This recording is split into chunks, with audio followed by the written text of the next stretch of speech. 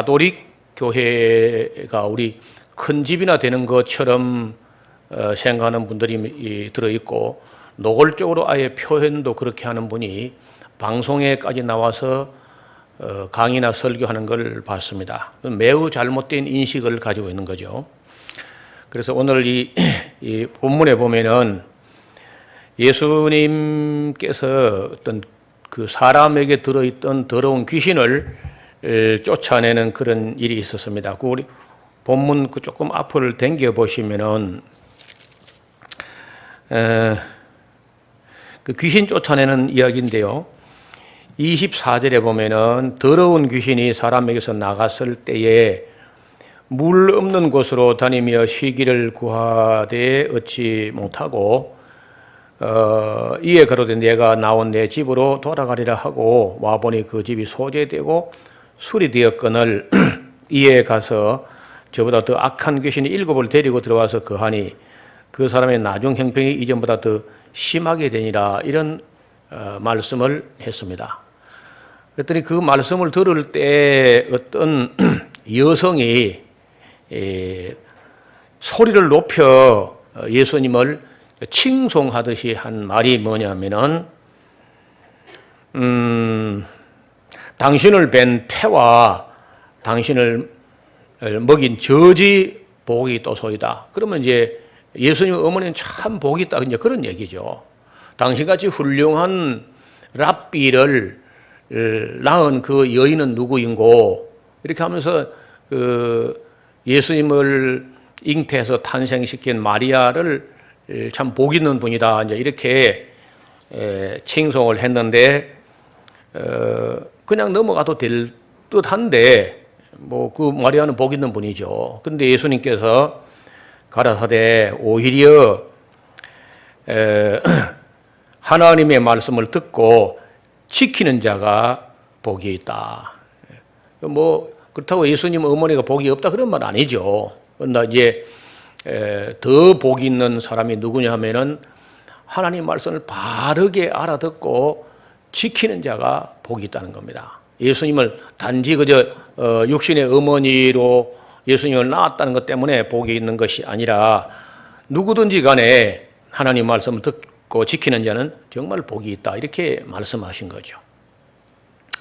그래서 지금 그 로만 가톨릭이 왜 문제가 되냐 하면은 겉으로 이렇게 외형으로 볼 때는 매우 경건해 보이고 또 선해 보이고 뭐 착한 일도 하는 것이 보이고 어느 면으로 봐도 종교적으로는 꽤 성공을 했다고 봅니다. 사람들의 종교적 심리를 충족시키는 데는 그 모양이나 아니면 그 예배 형식이나 그 외의 어떤 생활, 종교 생활 어떤 이런 모습들이 매우 경건해 보이고 하거든요. 그러나 진리에 있어서 정말 바로 선 사람들이냐, 이런 문제를 우리가 좀 살펴보려고 합니다. 지금 2014년 8월 14일에 프란치스코라고 하는 교황이 지금 한국을 방문한다고 하는데 뭐 그 우리 대한민국이 건국된 이래로 제가 보기로는 그 외형적으로 행사가 어느 나라 그저 국가 원수가 온 것보다 더 성대하게 준비하는 것 같습니다. 아마 뭐 며칠 후면 이제 그런 행사가 벌어질 텐데 대단히 신경을 쓰고 뭐 행사도 그야말로 우리 건국 이래로 제일 큰 행사처럼 이렇게 준비하는 것 같아요. 국민들은 이 일반 교회 밖에서 가톨릭이나 우리 기독교를 바라보는 시각에서 국민들이라는 것은 진리 자체가 이 개신교가 옳으냐 가톨릭이 옳으냐 분별 못합니다. 교회에 와 있는 사람도 모르는데 교회 밖에서는 뭐 상상도 못할 일이죠. 그래서 이럴 때 우리가 좀 그 가톨릭이 정체가 뭔지 실체가 뭔지를 정확하게 알고 있는 게 좋겠다. 그래서 이 특강을 마련한 것입니다. 제가 지금까지 한 30몇 년 동안 이 가톨릭에 대해서 살펴보았고 또 우리가 그 중고등학교 때 배운 역사책에서 종교개혁이라고 하는 걸 봤을 겁니다. 어렴풋이나마.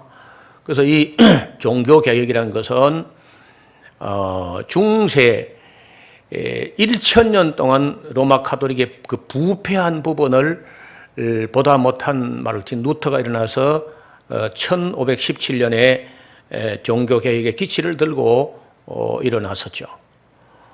그날 이후로 적어도 역사를 알고 공부를 한 사람이라면은 로마 카톨릭이 잘못된 종교고 개신교가 옳다 하는 것은 상식적인 얘기인데, 오늘 세월이 흐르면서 로마 카톨릭은 교리적으로 신학적으로 잘못됐음에도 위축되지 않고 그 페이스를 잘 유지하고 어쩌면 더 성장하고 있어요, 양적으로.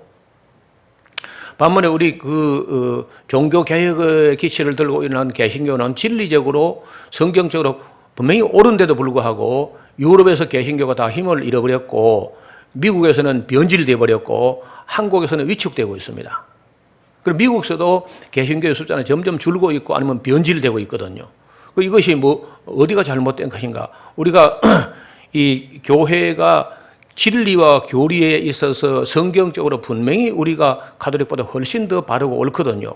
그런데 왜 개신교는 잘 안 되고 있고, 또 경건의 능력은 고사하고 경건의 모양도 지금 없어져 버린 이런 모습으로 전락됐는가? 무엇이 어디서부터 잘못된 것인가? 이런 것을 우리가 적어도 우리 개신교 성도들은 명확하게 알고 있어야 될 텐데 교회마다 별로 그렇지도 못하다는 겁니다. 그래서 오늘 마리아에 대한 교리를 자꾸 만들어내는 이 가톨릭이 어디서부터 잘못돼 가지고 예수님에게다가 포커스를 맞추지 않고 계속 마리아 교리를 만들어내고 있는가, 이런 부분도 이제 한번 시간 되는 데까지 한번 논의를 해보려고 합니다. 제가 인식하기로는 지금 로마 가톨릭은 기독교라고 하기에는 너무 성경에서 멀어져 버린 사람들. 그래서 바벨론 종교의 화신이다.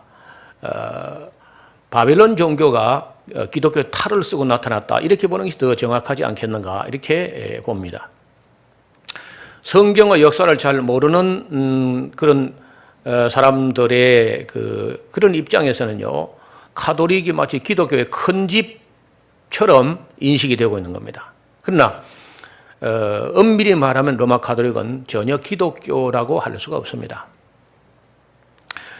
그래서 이제 우리 한국에서 보통 기독교를 하지 않고 천주교 이렇게도 하죠. 천주교. 그러나 그 천주교 하는 말도 매우 애매하죠. 그 하늘에 있는 주님을 섬긴다, 천주교. 로마 카톨릭을 정직하게 말하자면 만국 종교 혼합주의 같은 그런 양상을 띠고 있습니다.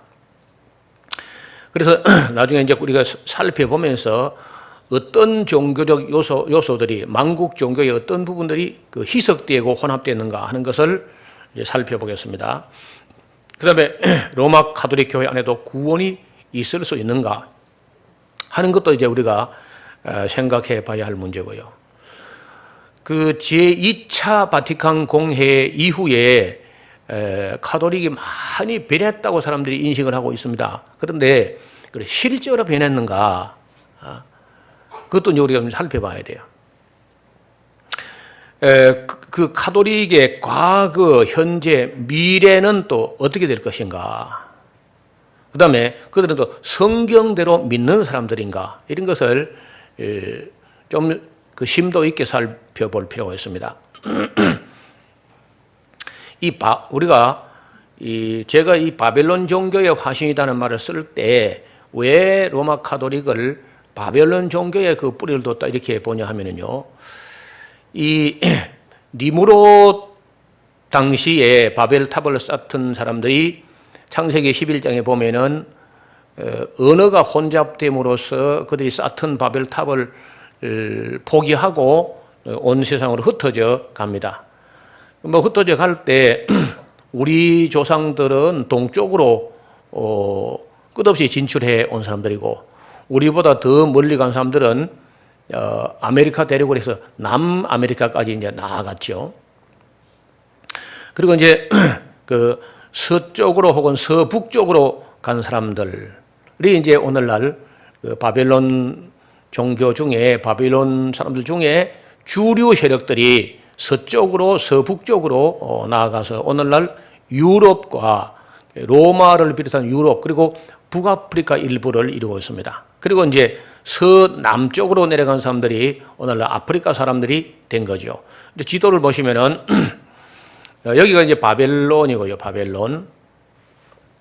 그리고 이 바벨론에서 이 코카사스 산록을 넘어서 이렇게 넘어가서 유럽까지 간 사람들이 있는데 대개 이제 카자르족이라는 사람들이 이런 경로로 해서 갔습니다. 그 다음에 또 그냥 서쪽으로 쭉 간 사람 터키 땅을 가로질러서 그 보스포러스 해협이나 아니면 그 다르다넬스라고 하는 이 해협을 건너서 유럽 쪽으로 간 사람들입니다. 그 다르다넬스 혹은 차나칼레 해협이라 그러는데 그 해협으로 건너갈 수 있죠. 뭐 빤히 보이니까 이쪽에 가서 이 터키 땅 맨 서쪽에 가서 보면 유럽 땅이 바로 건너 보입니다. 눈으로 육안으로. 그리고 이제 이 보스포러스 해협은 다리 한 개가 연결되어 있습니다. 이스탄불에 있는 그 다리는 보스포러스 해협은 그야말로 뭐 다리로 연결할 정도니까 유럽하고 거의 다 붙어 있는 땅이죠. 그쪽으로 건너간 사람들이 유럽 사람이 되었고요. 그 다음에 또 한편에는 페니키아 쪽으로 왔던 사람들이 있는데 이 바벨탑을 쌓다가 흩어진 사람 중에 주류 세력들이 페니키아, 우리 성경에 베니게 혹은 두로, 시돈 이런 말입니다. 지금 현재 레바논 지역입니다.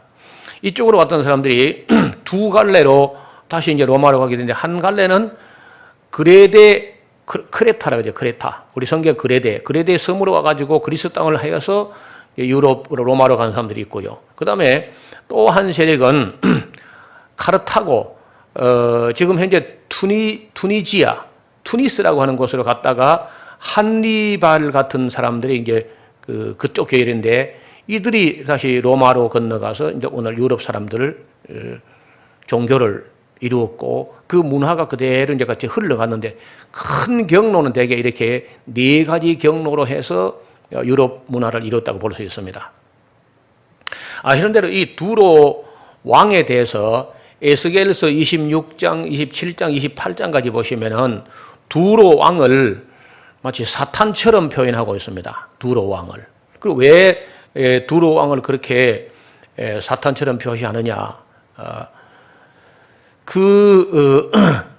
두로 왕이나 바벨론 왕을 갖다가 사탄으로 표현한 데가 이사야서 14장에는 그 바벨론 왕을 사탄처럼 표현하고 있고 에스겔서 26장, 27장, 28장에는 두로 왕을 사탄으로 이렇게 표현하고 있습니다. 그만큼 어느 시대나 할 것 없이 그 시대의 지구상에서 가장 강력한 나라는 하나님이 주관하시는 나라가 아니라 대부분 이 악령들, 사탄이 그 왕의 권세를 가지고 세상을 쭈무르는 그런 나라를 두고 사탄의 나라로 묘사하고 있다는 겁니다.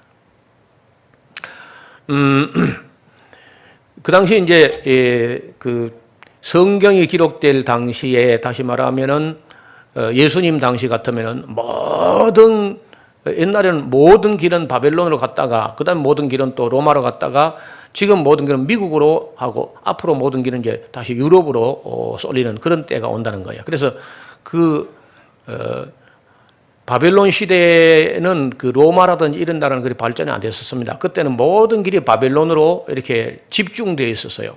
거기가 세계 최고 이제 권력자가 있는 곳인데 그쪽으로 길이 열리고 있었고 우리가 익숙한 말은 모든 길은 로마로 이런 말이 있죠. 모든 길은 로마로. 이건 아주 익숙한 말인데 그거는 예수님 당시 이제 그랬고 지금은 모든 길이 미국으로 가 있다 했습니다. 지금 미국과 유럽이 하나가 되어 있고 모든 길은 유럽과 미국으로 가야 이제 선진국이라든지 이런 말을 듣게 되는 거죠. 이렇게 해서 이제 이들이 이루어나려고 하는 것은 그 하나의 집 안에다가 다 수용한다는 거. 하나의 집 안에. 그 하나의 집이 오이쿠메네라는 집이라는 뜻인데 그 하나의 집 아래, 한 지붕 안에 다 모은다. 그런 의미에서 에큐메니칼 운동이라는 게 세계 정치, 세계 종교 전체를 한 지붕 안에 모은다는 그런 의미를 가지고 있습니다. 그래서 니무롯 때에 한 사람이 통치하는 세계 가족, 온 세계를 하나로 뭉쳐가지고 흩어짐을 면하자 하고 이제 그 바벨탑을 쌓았던 거죠. 로마 시대는 로마가 온 세계를 지배하는 그 한 지붕 밑에 사는 것처럼, 그리고 지금 미국 시대, 유럽 시대 하면 이제 온 세계가 세계 정부나 혹은 로마 카톨릭이라는 종교 아래 다 하나가 되려고 하는 그런 움직임이 에큐메니칼 운동이라는데, 이 에큐메니칼 운동이라는 게 요즘 생각 같아도 따지고 보면은 그 뿌리가 아주 오래됐다는 겁니다. 그리고 그것은 전혀 하나님 뜻하고는 맞지 않는 이야기입니다. 하나님은 타락하고 죄를 범한 악한 인간들은 뭉치면 안 된다는 거예요. 뭉치면. 그래서 가능하면 흩어 놓으시려고 하는 거예요. 그런데 니무롯이라든지 로마 황제라든지 이런 사람들은 다 그리고 이제 적그리스도는 온 세계를 다 하나로 만들어서 혼자 통치를 하려고 하는 거죠. 저는 그래서 이 우리 교단에서 앞장을 서고 있는 이 에큐메니칼 운동을 별로 그렇게 달갑게 보지 않습니다. 진리 안에서 하나가 돼야 되지, 진리를 다 유보하고 양보한 상황에서 하나가 되겠다. 그거는 연합이 아니고 야합이죠, 야합. 근데 하나님께서 기뻐하지 않는 겁니다. 그 요한계시록 17장 3절에 보면은 성령, 요한 사도가 이제 성령으로 나를 데리고 광야로 갔는데 내가 보니까 여자가 붉은 빛 짐승을 타고 있더라. 그 짐승의 몸에 하나님을 모독하는 이름들이 가득하고 7머리와 10뿔이 있으며 그 여자는 자줏빛과 붉은 빛 옷을 입고 금과 보석과 진주로 꾸미고 손에 금잔을 가졌는데 가증한 것과 그의 음행에 더러운 것들이 가득하더라. 그의 입마에 이름이 기록되었으니 비밀이라고 하고 또 큰 바벨론이라 땅의 음녀들과 가증한 것들의 음이라 하더라. 또 내가 보매 이 여자가 성도들의 피와 예수의 증인들의 피에 취하니라. 이 여자라는 이 여자는 이제 거짓 종교입니다. 거짓 선지자. 그런데 여자가 성도들의 피와 예수의 증인들의 피에 취했다. 그러니까 지금까지 예수님을 바르게 증거하려고 하는 사람들 가장 많이 죽인 사람들이 로마 카톨릭입니다. 그래서 이제 얼마 전에 프란치스코란 지금 그 한국 방문하겠다는 그 교황이 사과 성명을 냈어요. 기독교에 대해서 핍박한 것을 사과한다. 알긴 아는가 보죠. 사과한다는 성명을 냈더라고 보니까 핍박한 정도가 아니거든요. 종교 재판이라는 걸 가지고 그 성경대로 믿고 카톨릭이 잘못됐다고 말하는 사람들을 얼마나 죽였는지 아무도 모릅니다. 하나님밖에는 몰라요. 그렇게 많이 죽였습니다. 일단 이제 그 역사를 살펴볼 것이고요. 그래서 이 여자라는 이 음녀, 이 세상 정치와 짐승이라는 적그리스도와 함께 야합된 이 음녀가 성도들의 피를 얼마나 많이 흘렸는지, 예수의 증인들의 피를 얼마나 마셨는지 거기 취했다는 거예요. 내가 그 여자를 보고 놀랍게 여기고 크게 놀랍게 여기니, 천사가 이렇게 왜 놀랍게 여기느냐? 내가 그 여자와 그 탄 7머리와 10뿔 가진 점성의 비밀을 내가 네게 이르리라 하는 이야기가 요한계시록 17장 이야기입니다. 이건 마지막 때 있을 일인데 앞으로 그 로마 카톨릭을 중심해가지고 온 세계 종교가 이제 하나가 되었을 때 빚어질 비극을 요한계시록이 미리 보여주는 거죠. 이제 그림을 하면 이런 그림입니다. 이 음녀라는 여자가 붉은 빛 짐승을 탔는데 이 붉은 빛 짐승은 머리가 7개가 뿔이 10개라. 그러니까 머리가 7개라면은 뭐 다른 거 없죠. 그만큼 머리가 좋다는 겁니다. 온 천하를 꿰고 온 천하를 속일 만큼 머리가 좋다는 것이고, 뿔이 10개라. 권세가 그냥 완벽한 권세라는 거죠. 뿔은 대개 권세나 힘을 상징하는데 아무도 감당하지 못한, 아무도 막아낼 수 없는 권세, 능력. 이런 거 가져. 그러니까 이렇게 큰 권세를 가지고 지혜를 가지고 그렇게 이제 온 세상을 다 속이고 기만할 때에 함께 거기 편승하는 세력이 있는데 이게 거짓 종교 음료라는 겁니다. 그래서 종교와 정치가 하나로 야합돼 가지고 그 정교가 분리가 되지 않고 정교가 하나로 이제 뭉쳐지거나 야합됐을 때 비극이란 것은 언제나 있었습니다. 그래서 이제 우리 이 개신교 이런 우리 기독교에서는 루터 칼빈 이후로는 정치와 종교는 완전 분리다. 이 말은 무슨 말이냐? 그 정치하는 사람들이 교회의 인사권에 아무런 권한이 없습니다. 또 종교 지도자에게 정치적인 인물을 인사할 수 있는 인사권이 없다는 거죠. 그래서 완전 분리라는 거예요. 이렇게 보는 게 우리가 정교 분리의 원칙이라는 것은 불간섭입니다. 우리 종교에 대해서 정부가 이러다 말할 수 없게 되고 정치하는 것에 대해서 사람이 악을 행할 때 교회는 예언자적인 사명을 가지고 바른 말 할 수 있으나 그러나 뭐 거기 민사상 형사상 우리가 어떤 권리를 갖고 있지 않습니다. 언론적으로 말로 예언자적 사명을 가지고 정부가 잘못한 거 비평할 수 있지만은 그것이 우리가 그 문제를 가지고 종교가 정치에 대해서 뭐 재판할 권한이 없는 거죠. 인사권도 없고요. 재정도 독립되어 있습니다. 우리가 뭐 재정도 교회는 교회 재정이 따로 돌아가고 있고 정부는 정부도 따로 돌아가는 거죠.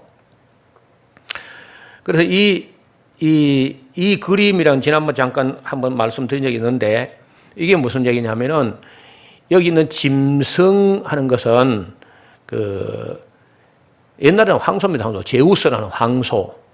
그리고 이제 이 타고 있는 여자는 에우로페라는 여자죠. 페니키아의 공주였다 그럽니다. 이 황소가 제우스고 제우스라는 신이 페니키아의 왕녀 공주 에우로페라는 사람이 너무 아름다운 걸 보고 황소 등에다 태하고 그레데로 갔다는 거예요. 그레데. 이것이 유럽이 됐다. 에우로페 이런 것이 에우로페란 말에서 유럽이란 말이 나왔다. 이렇게 이제 보는 겁니다. 여기도 이제 제우스라는 등에 올라탄 에우로페 페니키아 공주. 아까 그 두로 이야기를 했는데 그 두로의 공주가 바로 이 페니키아 지역의 공주가 에우로페인데 이 에우로페가 유럽이 됐다는 겁니다. 이 그림도 마찬가지. 여기 지금 12별의 깃발을 달고 있죠. 유럽이라는 게 제우스 등에 올라선 에우로페. 이것이 유럽의 상징물로 인식되고 있는 겁니다. 이것도 마찬가지. 제우스 등에 올라타고 있는 에우로페라는 여자죠. 유로화의 동전 2유로짜리의 동전의 뒷면에 보면은 앞면은 2유로라는 말이 있고 2에우로페 유로 그리고 뒷면에는 그 제우스 등에 올라타고 있는 에우로페라는 여자 부조가 이렇게 되어 있습니다. 그래서 잔치할 때 짐승 위에 타고 있는 에우로페라는 여자를 모습을 딴 케이크를 만들어 가지고 이걸 자르면서 이제 잔치를 하고 하는 거예요. 그리고 그들은 그 옛날 바벨 탑을 쌓다가 하나님께서 언어를 혼잡하게 해서 이제 도모하지 못하게 했는데 그걸 미련을 가지고 지금도 그걸 회복하려고 하는 의식을 갖고 있으면서 에우로페, 유럽이라는 것은 many tongues one voice, 많은 언어가 있지만 한 목소리를 낸다 하는 기치를 내걸고 유럽 하나가 이제 연합되는데 이 악한 것들이 여러분 싸울 때 1차 대전, 2차 대전 전부 다 유럽에서 시작된 거 아닙니까? 싸우는 것도 사탄이 시키는 것이고 이렇게 야합시키는 것도 사탄의 성령이 하는 게 아니라 이겁니다. 그래서 지금 유럽을 지배하는 정신은 영은 성령이 지배를 받지 않고 늘 악령의 지배를 받고 있는 것이 아니냐. 그게 언제부터 그렇게 됐느냐. 그 에우로페 정신, 다시 말하면 제우스 에우로페 정신, 그 정신이 아직도 맹맥히 이어져 온다. 성경에 있는 성삼위일체 하나님을 믿고 있는 것이 아니라 마리아를 믿는다든지 아니면 그 종교로는 마리아 종교로 정치로는 에우로페 정신으로 이렇게 야합되어 가고 있는 모습들이 성경에 있는 신앙의 전통을 쫓는 게 아니라는 거예요. 그래서 유럽 연합의 의사당 건물을 꼭 옛날 무너진 그 바벨탑 형식으로 이렇게 건물을 지는 거예요. 그래서 바벨론 정신의 회복을 위해서 유럽 사람들의 의식 속에는 이미 사탄이 자리를 잡고 오직 그 옛날 무너진 바벨탑 정신의 회복을 추구하고 있다는 겁니다. 이들은 자신들이 하는 짓이 무엇을 의미하는지 전혀 모르거나 아니면 알면서도 의도적으로 그렇게 하는 것 같아요. 누가 봐도. 이러한 일은 어린 아이들의 장난이 아니고 총력을 경주하여 이 어려운 가정을 만들어가고 있는 겁니다. 그래서 그 뒤에서 혹은 그 위에서 누군가 컨트롤하고 있는데 아마도 그 컨트롤하는 영이 성령은 아닌 거란 말이에요. 이게 성령이 이렇게 안 할 거 아닙니까? 틀림없이 성령이 안 하면 악령이 하는 거죠. 그래서 유럽과 미국에는 이미 기독교의 진리에 대해서 반기를 들고 배도가 시작됐다고 봅니다. 이미 우리가 데살로니가 후서 2장에 보면은 예수님이 오시기 전에 먼저 있을 일이 있는데 먼저 배도하는 일이 있다. 그런데 이 배도가 이미 시작된 것이 아니냐. 지금 현재 여러 가지 그 문명과 문화가 좀 발전되고 발달됐다는 사람들이 미국과 유럽인데 이 미국, 유럽 사람들의 정신이라는 게 이런 식으로 바벨론 정신으로 변절돼 가고 있는 거 볼 때 이미 배도의 신호탄이 우리에게 이미 다 보여진 것이 아니냐. 이렇게 이제 해석하는 거죠. 한국 교회는 거기에 뒤질세라 그 뒤를 쫓아가기에 정신이 없습니다. 사탄은 이러한 일을 오래전부터 준비한 것 같아요. 절대 포기하지 않고. 그리고 그동안에 우리 교회는 뭘 했을까요? 유럽의 기독교는 지금까지 뭘 했냐는 거예요. 여기에 대해서 제동을 걸거나 아니면은 이것을 경고하거나 하는 강의도 한번 안 나오거든요. 자, 이제 그 로마 가톨릭이라는 게 기독교가 아니고 변절된 종교라는 이야기를 한번 이제 본격적으로 한번 해보려고 그래요.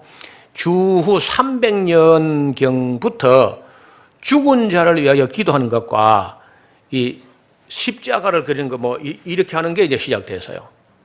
그 처음에 없던 겁니다. 그런 게 초대교회 없던 건데 AD 한 300년부터 죽은 자를 위하여 기도는 우리 기독교에서는요 죽은 자를 위해서 기도 못하게 돼 있어요. 전에 우리 교단의 어떤 목사님이 죽은 자를 위해서 기도를 했습니다. 그랬더니 그것이 이제 교단에서 문제가 돼가지고 목사직을 면직을 하는 일이 생겼어요. 그래서 우리는 사실은요 고인의 명복을 빌며 그런 말도 우리는 못하게 되어 있습니다.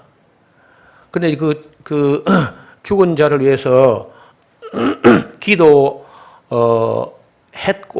또 그 하는 걸 꼭 고집하던 목사님은 자기 지론이 뭐냐 하면은 죽은 자를 위해서 기도해도 하나님이 안 들어주실 수 있지만은 일단 유족들에게 위로가 되지 않느냐는 거예요. 그래서 믿지 않고 어떤 사람이 죽었는데 그 죽은 자를 영혼을 위해서 그 목회자가 기도를 해주면은 그 기도한다고 해서 하나님께서 그 기도에 들어주실 리가 없겠지만은 유족들에게는 다소 위로가 될 것 같아서 했다. 그게 이제 변명이에요. 그래서 이 문제를 갖다 우리 교리에는 그렇게 못하게 되는데 그거 하느냐 하니까 교리는 절대가 아니지 않느냐 이래가지고 이제 그 목사님이 절대 양보하지 않아가지고 그 교회는 그저 우리 교단이 잘렸습니다. 그런데 가톨릭은 진작부터 했어요. 300년부터. 그 다음에 주후 375년에 천사들과 죽은 성도에 대한 숭배가 시작됐어요. 천사 숭배. 이 골로새서에서 천사 숭배 이런 거 못하게 되어 있거든요. 하지 말라고. 성경 도처에 요한 사도 같은 분도 천사를 보니까 그냥 주여 하면서 경배하려고 하니까 상관 나에게 하지 말고 오직 하나님만 경배하라. 천사도 우리 경배 대상이 아니고 또 죽은 사람도 아무리 위대한 사람이라도 그러니까 흠모할 수 있고 추모할 수 있으나 숭배 대상은 아니라는 거죠. 그 다음에 378년에 로마 교회 감독이 이교도의 성원장이 된다고 발표합니다. 이게 무슨 말이냐면은 로마 가톨릭의 교황은 가톨릭의 수장만 되는 게 아니라 불교나 뭐 힌두교나 모든 종교의 성원장, 꼭 법황이다. 모든 법 위에 있는 황제다. 이렇게 한 거예요. 그 다음에 이제 주후 394년에 매일 거행하는 미사가 채용됩니다. 미사는 또 예배가 아닙니다. 그게 미사라는 말 자체가 다 끝났으니까 집에 가시오 그 말인데 사실은 그 용어도 뭐 생각도 없이 그저 미사라고 이렇게 한 거야. 예배면 예배지. 성경은 하나님께서 이렇게 미사하는 자를 찾으신다 이렇게 안 돼 있거든요. 예배하는 자 찾으신다는데 예배란 말이 굉장히 기분 나쁜가 봐. 하나님께 예배한다는 게 기분이 안 좋은지 성경에 보면 예배라고 되어 있는데 예배를 안 하고 미사를 한다는 거야. 우리는 그저 미사나 예배라 뭐 다 예배지 뭐 이렇게 생각하지 뭐 그렇지 않죠. 성경에 예배라서 그냥 예배라 해야지 왜 미사를 하냐고 그게 법정 용어거든요. 법의 재판 다 끝났을 때 다 이제 재판 끝났으니까 다 집에 가시오 그 말이 미사라는 말이에요. 미사 에스터 미사 끝났으니까 집에 가시오 이렇게 하는 말인데 그걸로 왜 예배에다 쓰냐고 가톨릭이. 말도 안 되는 일이거든요 이것도. 그 다음에 가장 결정적인 이야기가 요 이제 5번째 이야기인데 주후 431년에 에베소에서 그 종교 회의를 합니다. 에베소 회의라는 유명한 회의인데 그 에베소 회의에서 마리아에 대한 교리를 만드는데 마리아가 하나님의 어머니라 그리스도라 하는 예수의 인성의 어머니냐 아니면 하나님의 어머니냐 하는 걸 놓고 이제 그 격돌을 하게 됐는데 네스토리우스라고 하는 사람은 훗날 그 경교 그 빛의 종교라고 하는 경교의 창시자처럼 됐는데 이 사람은 예수 그리스도의 인성의 어머니에 불과하다. 일반 여인 중에 그냥 복되고 경건한 부인이다. 이렇게 말하는 게 이제 그 네스토리우스 주장이고 하나님의 어머니라고 주장하는 사람들이 로마 가톨릭 사람들인 거예요. 근데 그 네스토리우스 파가 반론을 제기할 파가 도착하기 전에 날치기 회의로 마리아는 하나님의 어머니다 땅땅땅 치고 넘어가 버린 거예요. 그래가지고 이제 그날 이후 AD 431년 이후로 마리아는 하나님의 어머니로 왜 예수님이 하나님인데 예수님이 하나님이라면 마리아가 예수님 낳았으니까 하나님의 어머니 아니냐 이런 논리인 거예요. 그래서 이제 그 본격적으로 그때부터 마리아가 성모가 됩니다. 성모라는 말을 우리 가끔 기독교인들 가끔 쓰는데 저는 쓰지 않습니다. 성모라는 말은요 성부와 짝이 되어 있는 말이에요. 용어가 성부 성모 부모 성부 성모 그럼 하나님과 동격이죠. 그러면 삼위일체가 아니라 성부 성모 성자 성령요 사위일체로 가는 길이 열리는 거예요. 이게 그러면 안 되는 거죠. 그러니까 우리가 절대 기독교인들은요 성모라 하면 안 됩니다. 그냥 마리아야 마리아. 주후 528년에 수도원 제도가 생겼는데 이탈리아의 몬테 카지노에 있는 최초의 수도원을 세운 카지노의 베네딕트에 의해 가지고 이런 수도원이 시작됐습니다. 여러분 아신 대로 예수님께서는 너희가 수도원의 소금이라 한 게 아니고 세상의 소금이라. 수도원에 가서 수도나 하고 있으라 이런 얘기가 아닙니다. 우리 이 기독교가 실수한 거는요. 기도원이라는 걸 세워가지고 예상한 기도 신비운동이 나가지고 교회를 변질시키는데 이 가톨릭에서는 수도원이라는 게 또 문제를 일으킵니다. 수도원. 근데 우리 교단 목사님들 중에 자꾸 교회가 수도원적 교회가 돼야 된다.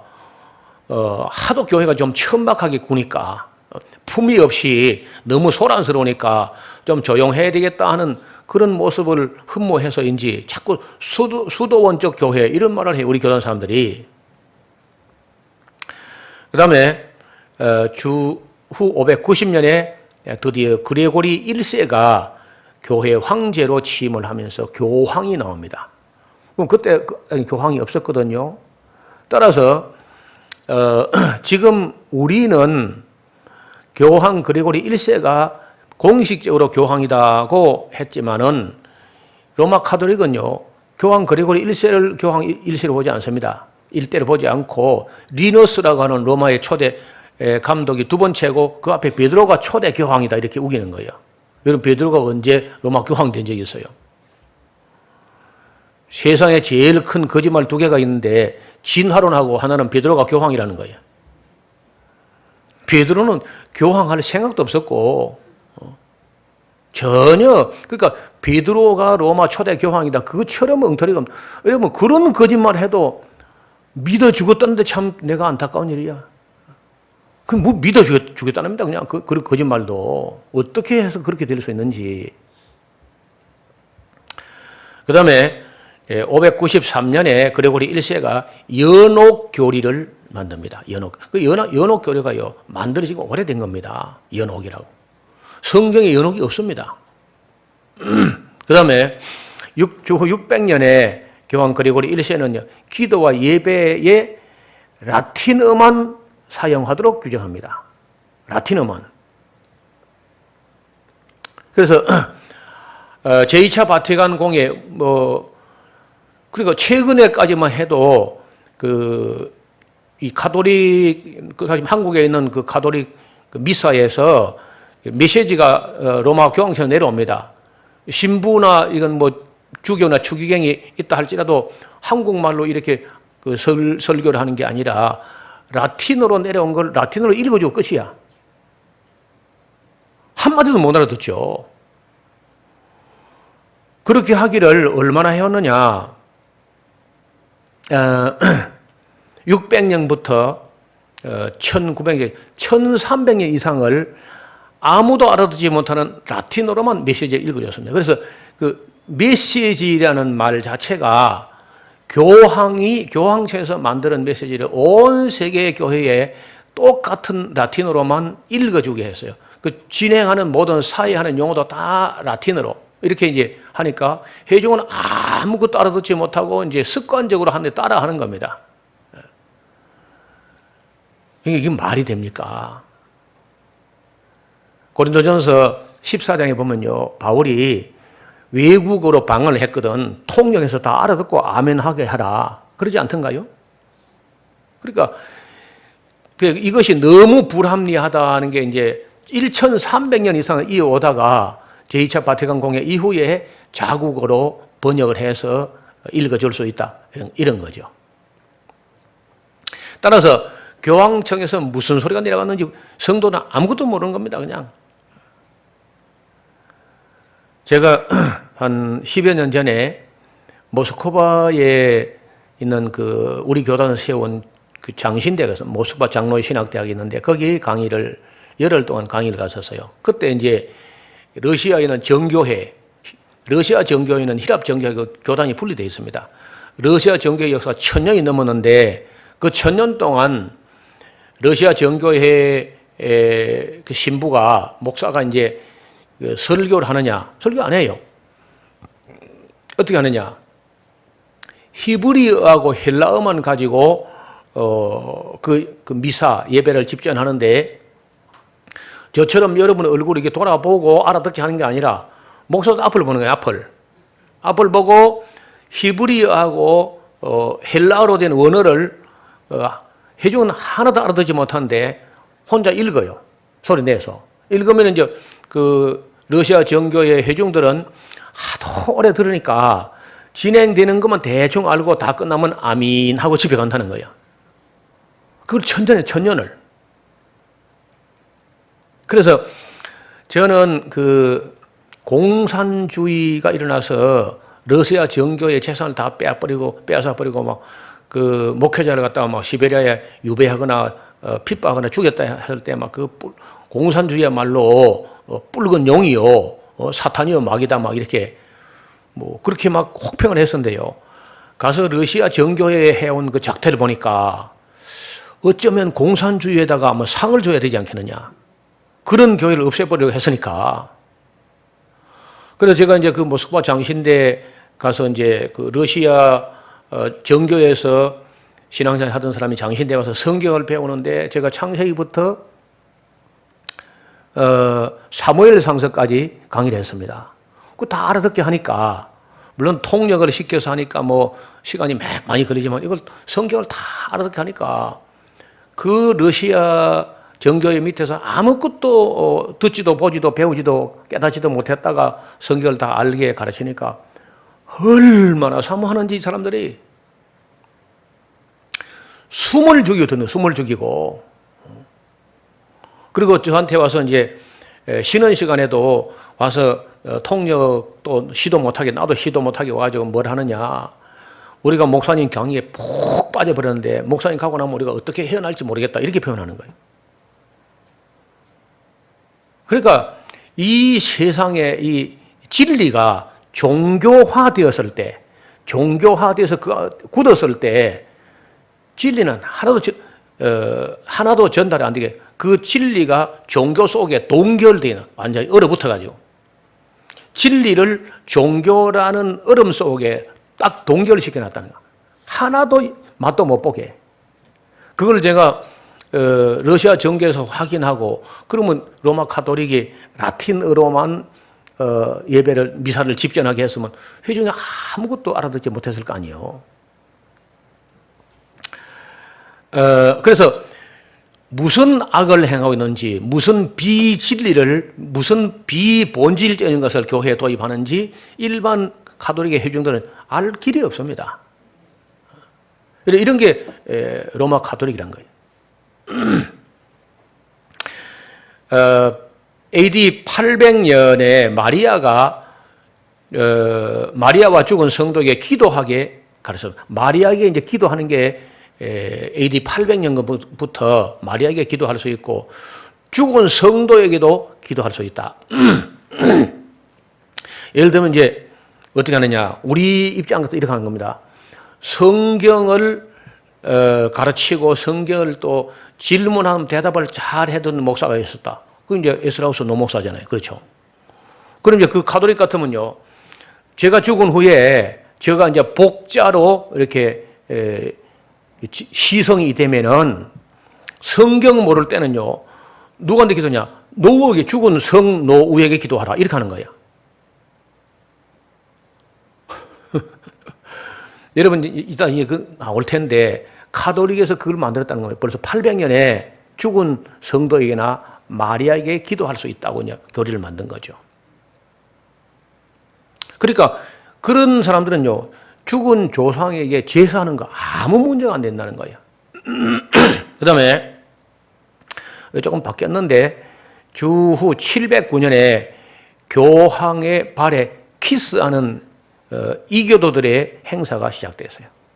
여러분 사도행전에 보면요. 베드로가 고넬료 집에 들어갈 때 그 고넬료가 막 땅에 엎드려 절을 하려고 하니까 베드로가 이렇게 하지 말라고 나도 당신은 똑같은 사람이다 하면서 절하지 못하게 했어요. 그런데 교황의 발에 입을 맞추고 절을 하게 했다는 겁니다. 그 경배를 천사도 안 받는데 제가 우리 집에서 그 딸들이나 무슨 뭐 사위나 외손자나 외손녀가 와서 세배하려고 해도 제가 세배 사양합니다. 오래됐습니다. 처음엔 내가 60세 넘으면 받겠다 하다가 60세 돼도 내가 도저히 양심에 하나님도 경배를 못 받는데 내가 절 받아도 되겠느냐. 그래 70 넘으면 한다 했다가 이제 70 넘어도 안 된다. 못하게 했어요. 그래서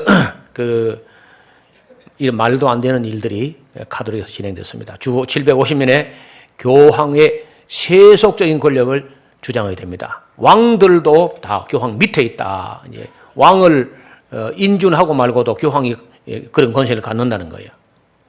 그 다음에 예수님께서는요, 그런 문제를 두고 내 나라는 이 세상에 속한 것이 아니다고 했잖아요, 분명히. 그런데 로마 가톨릭이 이제 그런 행사를 했다는 거예요. 그런데 그 사람들은 성경하고 상관이 없습니다. 성경에 뭐라 했든지 말았든지 간에 얼마든지 할 수 있다는 건데 왜 이 사람들이 이렇게 생각하느냐? 성경을 누가 인준했느냐는 거야. 성경을. 우리 교회가 인준했다는 거요. 교회가 성경을 인준한 것이기 때문에 교회가 성경을 폐지할 수 있다. 이런 뜻이죠. 그리고 보탤 수도 있고 뺄 수도 있고 한다. 이게 이제 로마 가톨릭의 성경관입니다.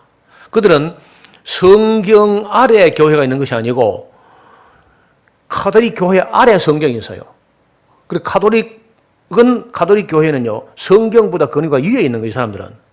우리 기독교는 우리가 아무리 잘 믿어도 성경 아래에 있다, 교회가. 그 차이죠? 그러니까 자기들이 성경 위에 있기 때문에 성경에 없는 것을 더 만들어 성경에 보탤 수도 있고 뺄 수도 있다는 거예요. 성경 위에 있으니까. 성경을 인준한 게 가톨릭 교회가 했다, 이렇게 생각해요, 자기들은. 큰 차이죠. 그 다음에 주후 788년에 십자가와 초상과 유골 숭배가 또 시작됩니다.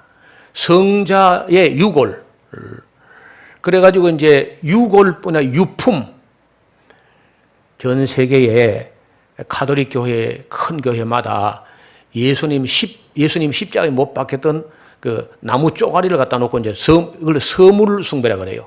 예수님 십자가에 못 박혔던 나무를 많이 못 가져가고 세계 교회가 많으니까 조금 떼가가지고 그걸 놓고 숭배하는 겁니다. 그 나무를. 그걸 서물 숭배라 그러는데 그걸 다 모으면요, 며칠로 된답니다.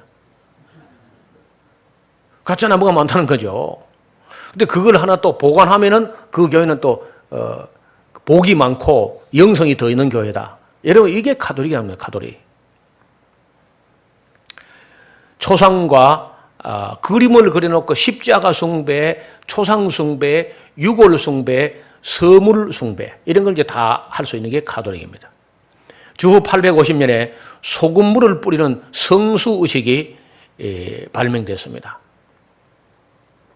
자, 제가 최근에 어떤 우리 오순절 교단 계통인데 보니까 어느 그 교회에서는요, 그 물을 뿌린다는 거예요. 그 물을 뿌리면 또 병이 난다나 어쩐다나. 여러분, 물 안 뿌려도 병 났습니다. 안수 안 해도 났습니다. 근데 물을 뿌리가 어차피 났습니다, 병은요. 여러분, 기도 안 해도 났습니다. 제가 얘기했죠. 일평생에 사람이 병이 100번 걸리면요, 99번은 다 났습니다. 그렇죠? 마지막 한 번만 안 낫는 거예요. 그런데 기왕 낫는 건데 물을 뿌려 나오니까 물 뿌려 나온 것처럼 되는 거죠. 그 다음에 이제 기도해 나니까 기도해서 나왔다, 이렇게 생각하는 거라. 그건 미신이거든요. 이런 걸 가지고 자꾸 사람들이 이제 쇼를 하는 겁니다.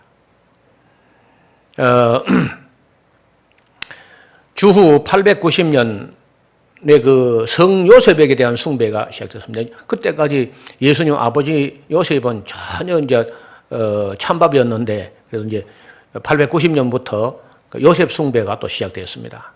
965년에 교회 종을 울리는 것을 시작했는데, 요한 14세 때 라테란 회의에서 종을 치겠습니다. 교회. 그 앞엔 종이 없었습니다. 숨어서 예배하던 시대가 있었잖아요. 숨어서.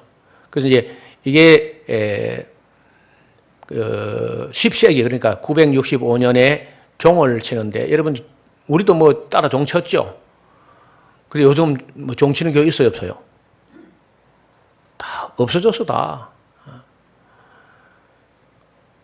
그때 뭐 그 한때 교회마다 종을 치는데 30분씩 차이를 두고 치니까 새벽 4들 종을 쳐가지고 안 믿는 사람들이 막 욕을 대니까 자연히 스스로 조용조용히 해서 종이 없어졌어요. 이제 종소리 없죠. 그 종을 보면은요, 그 가톨릭의 종 소리가 듣기가 좀 편안합니다. 그 라 음에 맞춰요. 도레미파솔라 땅 이렇게 맞추는 게 이제 그 가톨릭 종 소리입니다. 불교는 징 이렇게 하는 거고, 이제 그 우리 기독교 다시면 가톨릭에서는 그 종 소리를 라 음에 맞춰서 소리가 나야 이제 잘 나오는 거라 그래요.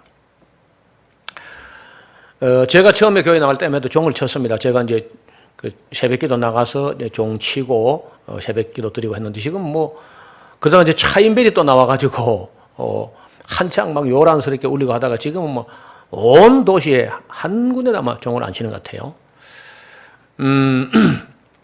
그다음에 주후 995년에 성도들의 서품은 교황 요한 15세에서 시작됐다. 그 품격을 정하는 거야. 그래서 성 누구누구, 복자 누구누구 이렇게 서품 제도가 생긴 거죠.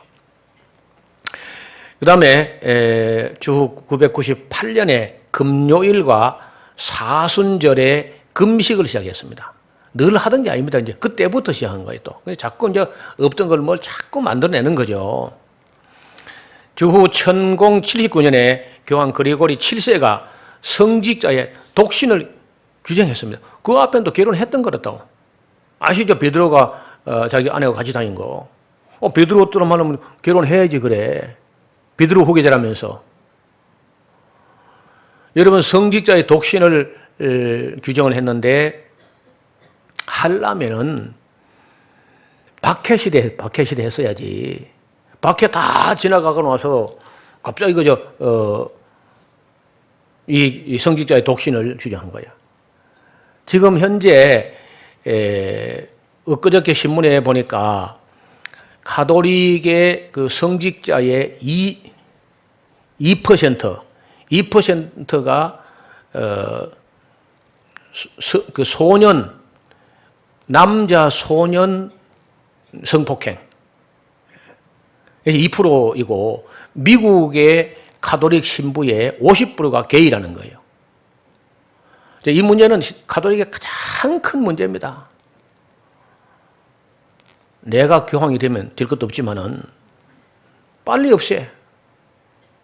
결혼해라 빨리. 결혼하면 간단한 걸 갖다가 그걸 결혼 못하게 해가지고 그 심각한 문제는 가톨릭 내의 부패가.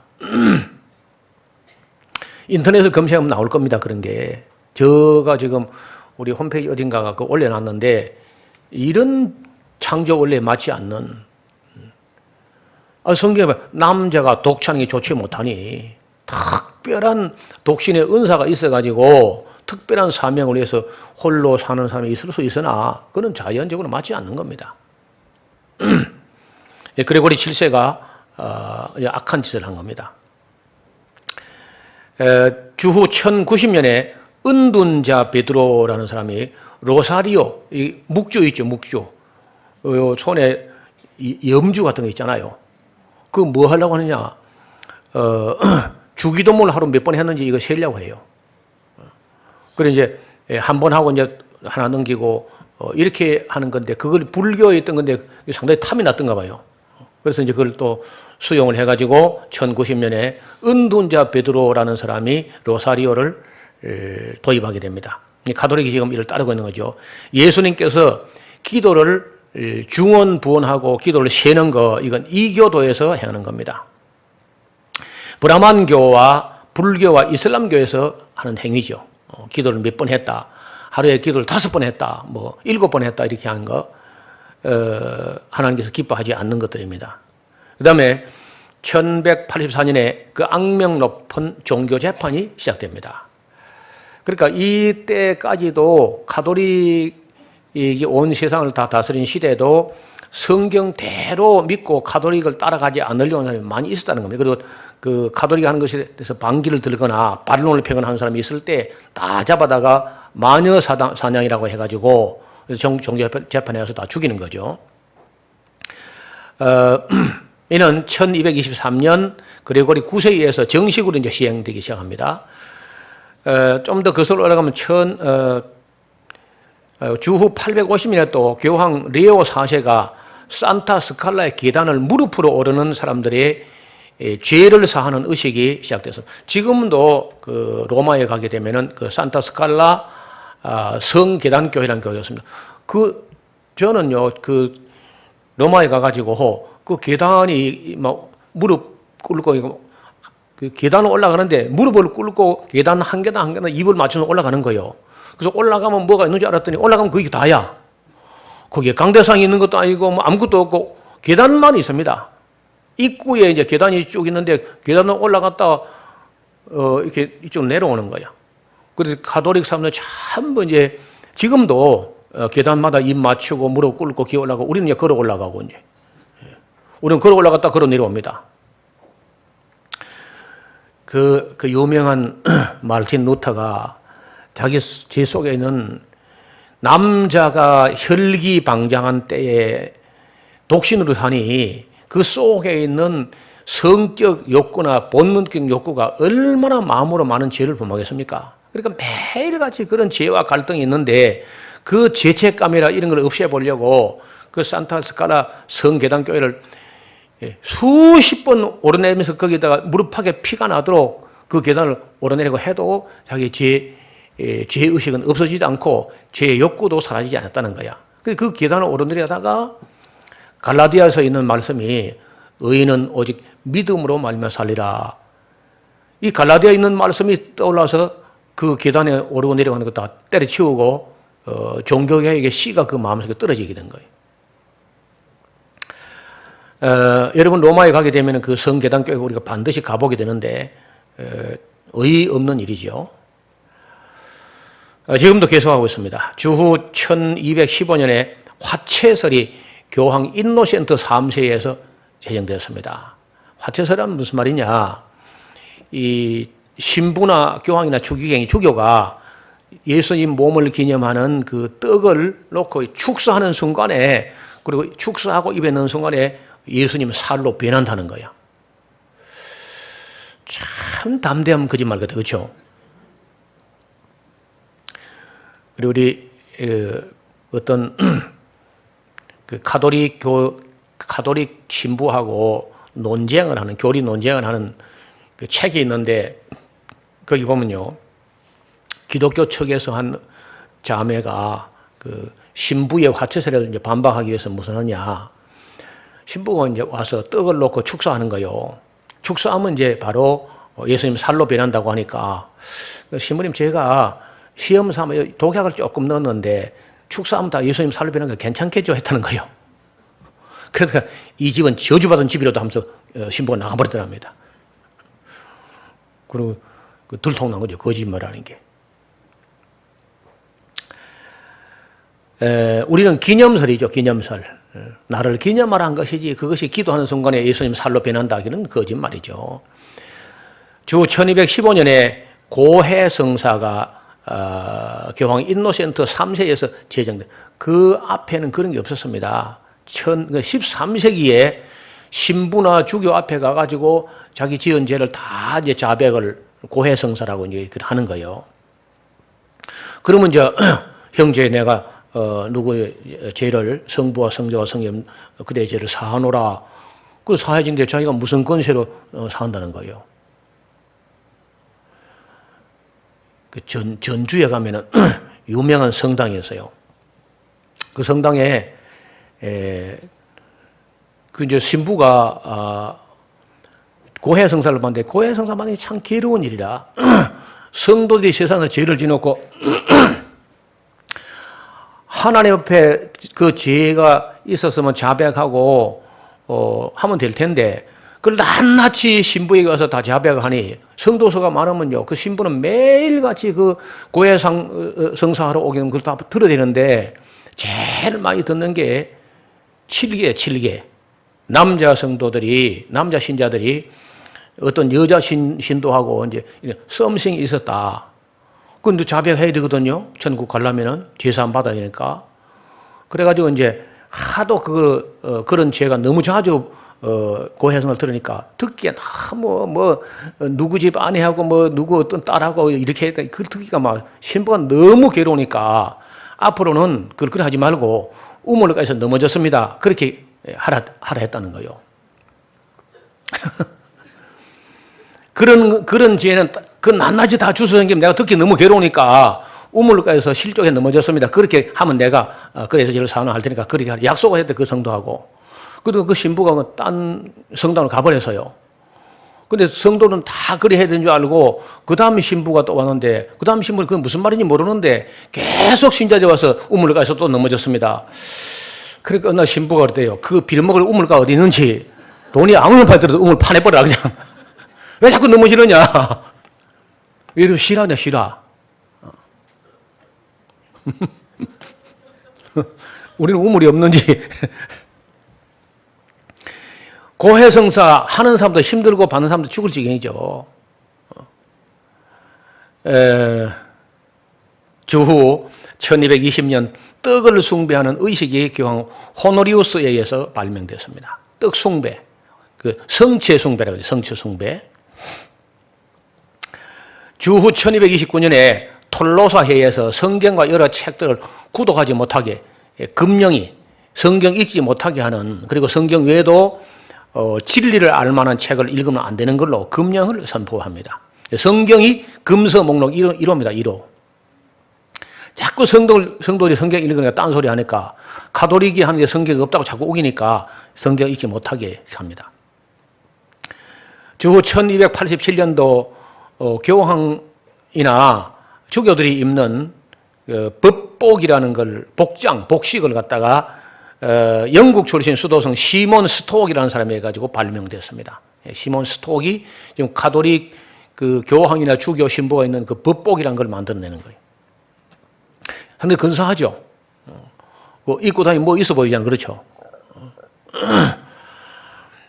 그 다음에 이제 1414년에 콘스탄틴 회의에서 성도들에게 성례식에서 떡만 주고 포도주는 우리 신부끼리 다 마신다. 그래서 그때부터는 이제 그 앞에는 포도주도 다 주다가 성도들에게, 그때부터는 이제 성도들은 떡만 주고 이제 포도주는 안 주는 거예요.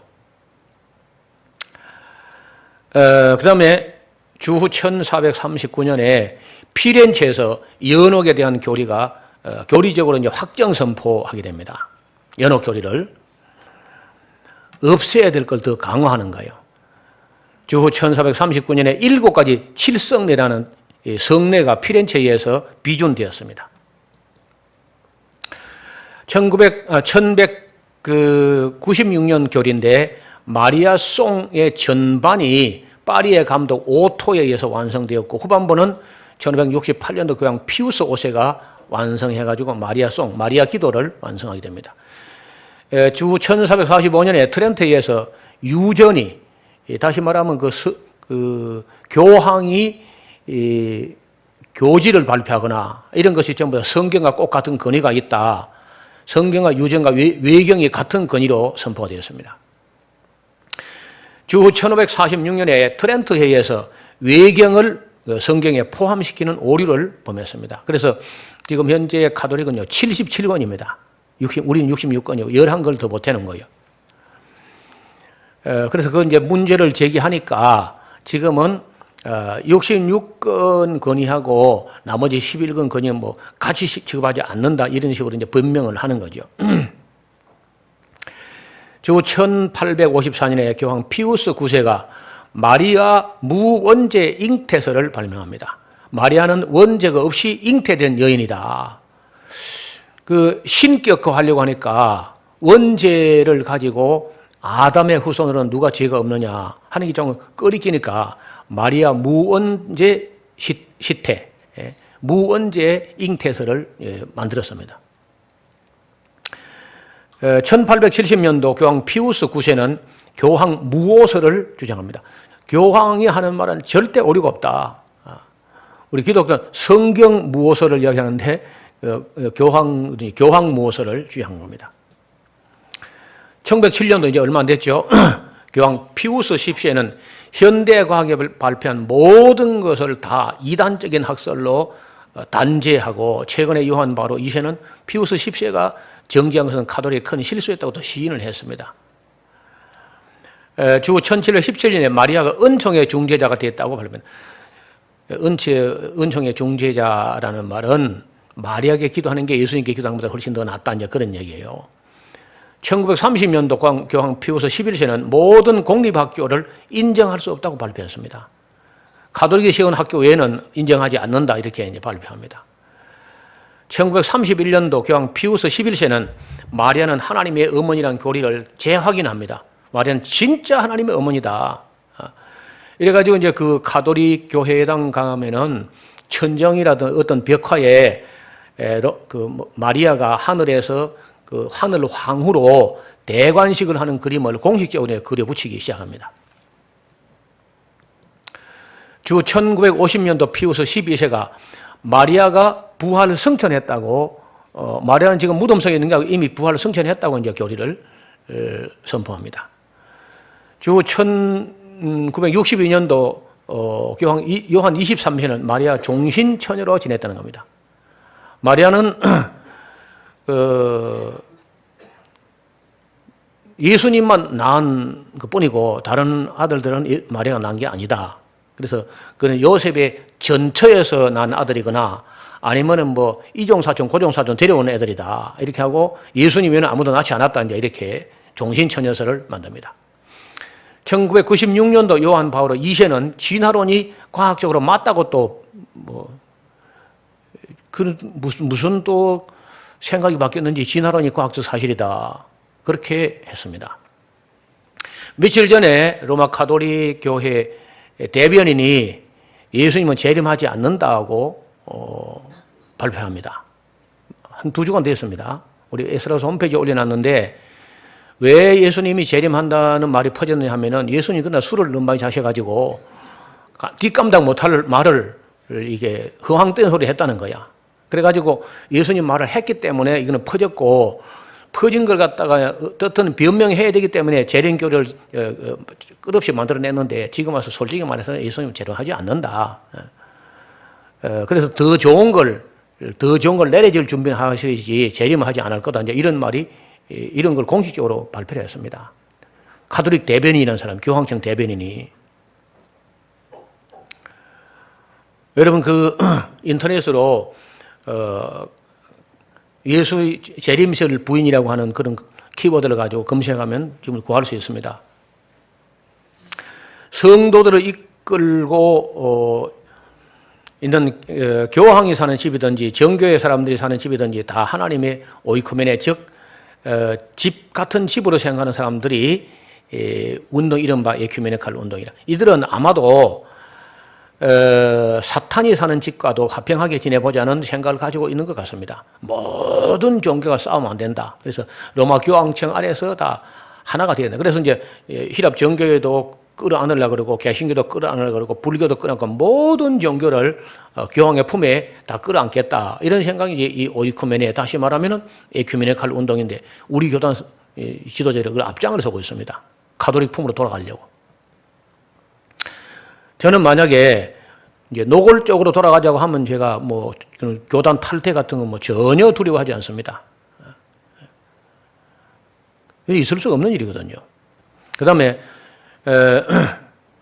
마리아 교로 기울어져 가는 가톨릭인데 로마 가톨릭 교회는 그동안 마리아에 대한 교리만 5가지나 발명했는데 우리는 마리아가 한 여인으로서 참으로 복된 여인이고 믿음이 아름다운 분이라고 믿습니다. 그러나 그는 사람 이상도 이하도 아닌 경건한 여인에 불과하다는 겁니다. 절대 성모 이런 게 아니고 하나님의 어머니 그런 게 아니라는 거예요. 마리아가 원죄 없이 잉태했다. 아무 근거가 없는 소리입니다. 마리아는 부활을 성천했다. 아무 근거 없는 소리입니다.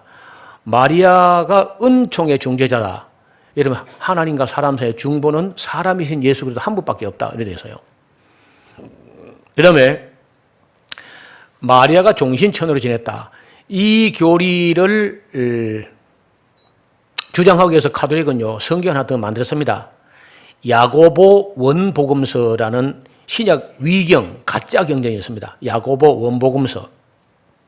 거기 보면은 이제 마리아는 예수님 하나만 낳았고 나머지 아들들은 요셉의 전처 아들이다. 이제 이런 식으로 그러니까 마리아를 신격화하기 위해서 못할 짓이 없다는 겁니다. 이 사람들은 예수님을 위해서는 아무것도 한 게 없어요. 근데 마리아를 위해서는 뭐든지 할 수 있습니다. 그 다음에 마리아 종신처녀설, 마리아가 하나님의 어머니라는 거. 431년에 이제 이야기를 해가지고 1500년이 지나서 1931년에 다시 한번 재확인한 게 마리아는 확실히 하나님의 어머니다. 이렇게 이제 한 게 로마 가톨릭이에요. 이거 전부 다 제가 볼 때는 이 사람들이 가지고 있는 이 모든 것들은 다 이 거짓들은 거짓으로 만들어진 종교입니다. 자, 이런 이 거짓 종교가 그 뿌리가 어디서부터 말미암은 것이냐? 그 옛날 바빌로니아 사람들이 섬기는 신들 중에 최고 신이 마르둑 신, 이 히브리어는요 무로닥이라고 합니다. 무로닥. 폭풍과 창조의 신 엔릴의 기능과 공적을 물려받았다는 마르둑 신은 바빌로니아의 원래 민족 신에 불과합니다. 그래서 바빌로니아의 신들 중에 벨로스라는 신이 있는데 이는 벨이라고도 불려지고요. 그리스식으로 할 때는 이게 제우스라고 불려집니다. 인도에서는 데우스라고 합니다.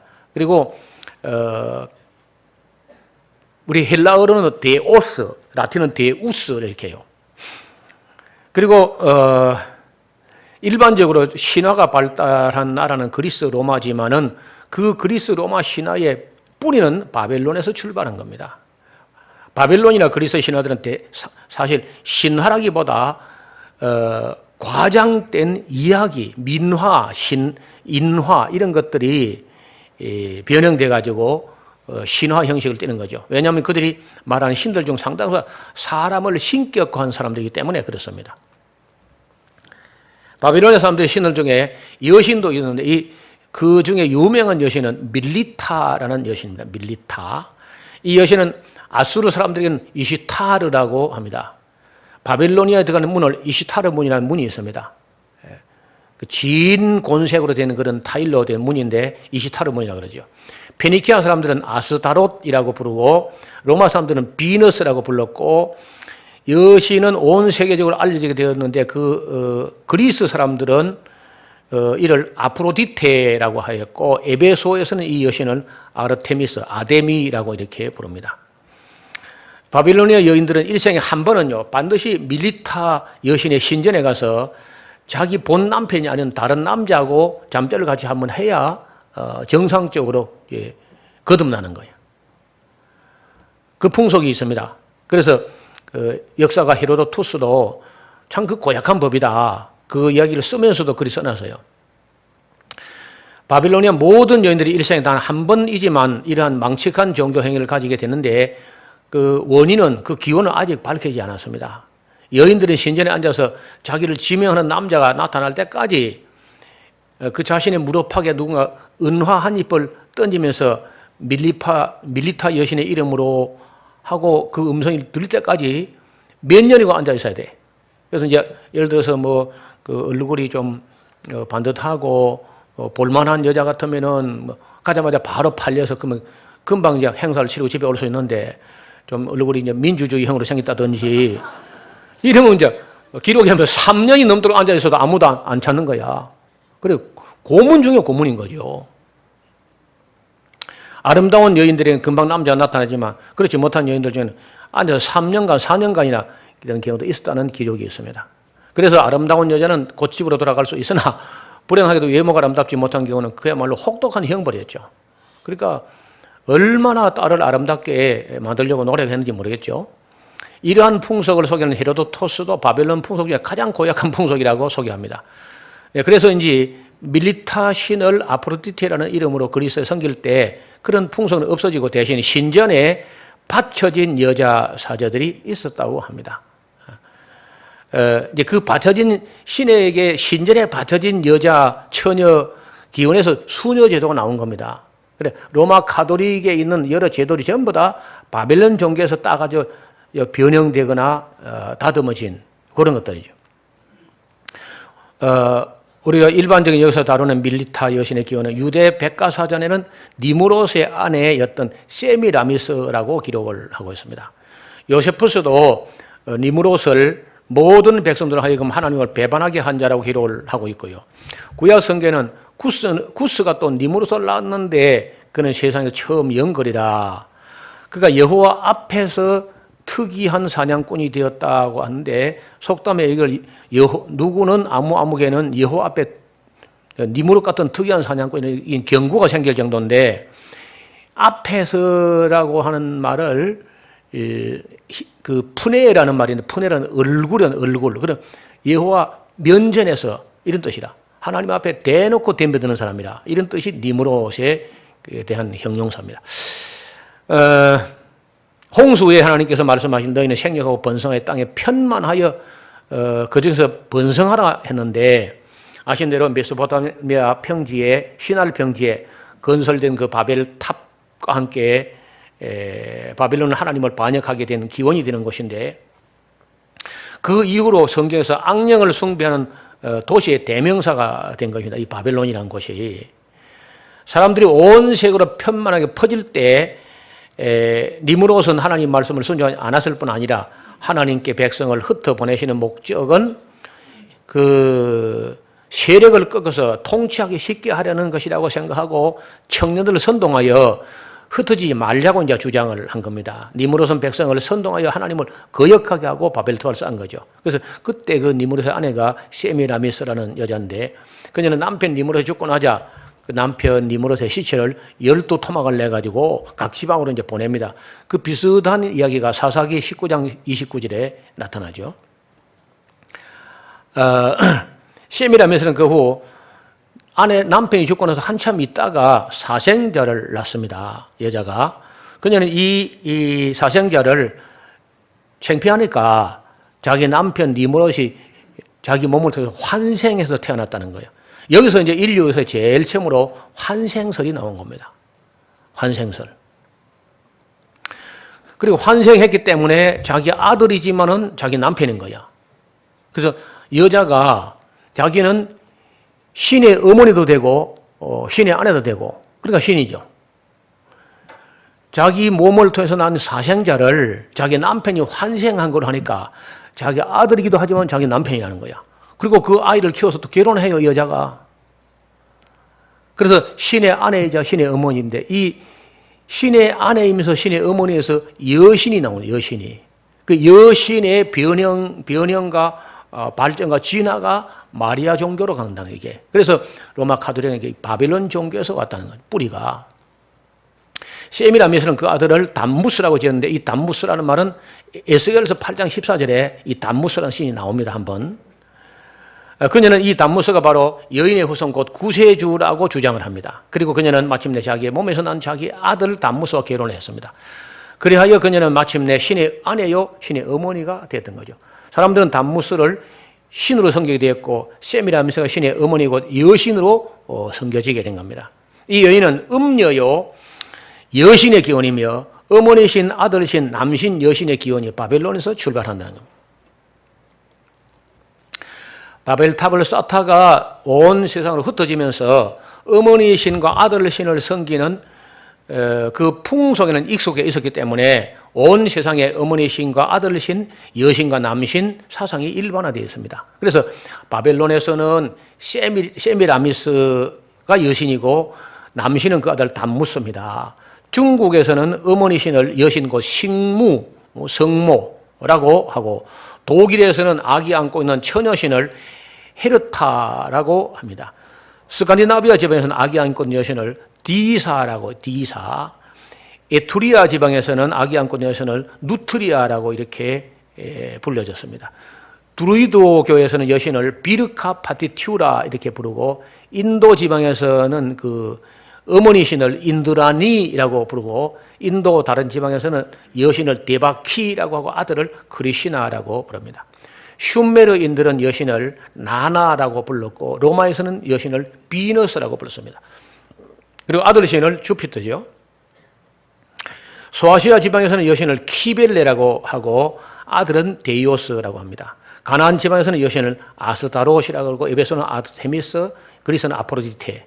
이 모든 이 여신이라는 그 뿌리가 바벨론에서 출발을 했다는 거예요. 그리고 이제 애굽에서는 이 여신을 아이시스 혹은 이시스라 그러죠. 그리고 그 여신의 아들은 호루스라고 매죠, 호루스라는 겁니다.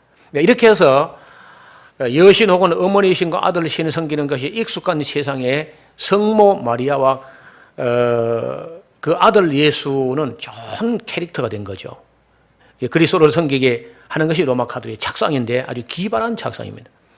처음에는 마리아에 대한 교리가 없었습니다. 그러나 AD 431년 에베소 회의 431년 에베소 회의에서 마리아가 하나님의 어머니냐 그리스도의 어머니냐 하는 논쟁이 있었는데 확정을 짓지 못하고 있다가 1931년도 정확히 1500년이 지나서 확정을 합니다. 그래서 이제 1931년도에 데오토코스 논쟁은 종교를 확정이 되어서 그 교리, 정식 교리가 되었습니다. 1854년에 교황 비오 9세가 마리아 무언제 잉태서를 발표했습니다. 그 이후로 이제 천주교에서는 마리아가 은총의 중재자라고 확정을 지었죠. 그리고 마리아에게 기도하는 것이 예수님께 기도하는 것보다 훨씬 더 효과적이다. 알폰수스 리쿄라는 사람이 이제 이 교리를 만들었는데 예수님께 기도하면 잘 응답이 안 된다는 거야. 그래서 일단 마리아에게 기도해라. 그럼 마리아가 기도를 받아가지고 예수님께 들어줘라 하면요. 항상 예수님이 그 남자가 돼가 인정머리가 없어가지고 잘 안 들어준다는 거예요. 그럼 마리아가 말할 때마다 여자여 그것이 나와 무슨 상관이니까 한다는 거예요. 그럼 마리아가 그 하얀 젖가슴을 내보면서 너 어릴 때 이거 먹었어 하면 꼼짝 들어준다. 그런 말도 안 되는 교리를 만들어가지고 그런 알폰수스 리쿄리가 카톨릭 교리 박사가 되었습니다. 1950년에 마리아가 부활을 성천했다고 발표했었고 51년도에 교황 비오 12세가 마리아 몸이 썩지 않고 하늘로 올려졌다고 이제 이야기를 합니다. 1962년도 마리아가 종신 처녀설을 이제 주장한 것이고요. 카톨릭은 성경을 절대적 권위로 믿는 기독교와 가까워지고 있는 것이 아니라 점점 더 멀어지고 있다고 해야 합니다. 진리를 아는 성도들은 잘 분별하여 양의 옷을 입고 우리가 나오지만은 노략질한 이리가 있다는 것을 우리가 명심해야 될 것입니다. 자, 이제 카톨릭에는요 만신교, 여러분 그 로마에 가면요 만신전이 있습니다. 만신전, 판테온이라 그러는데 온갖 신을 다 섬길 수 있는 신전이 하나 있어요. 그 판테온, 만신전. 여러분 그 사회 역사 교과서 배우는 겁니다. 나중에 그림을 제가 보여드리겠습니다. 그래서 그걸 만 가지 신을 한 개만 섬기니까 너무 싱겁다는 거야. 그래서 신이 많아야 이제 되겠는데, 그래서 이제 앞으로 탤런트가 되는다, 배우가 되고 싶다 할 때는요, 성 케네시우스에게 기도하면 됩니다. 건축가가 되고 싶은 사람은요, 성 토마스에게, 도마가 목소 있거든요. 토마스에게 기도하면, 잘하면 이제 도마가 기도를 들어줘서 여러분 목수가 되는 소 있습니다. 건축가. 천문가는 성 코스미닉.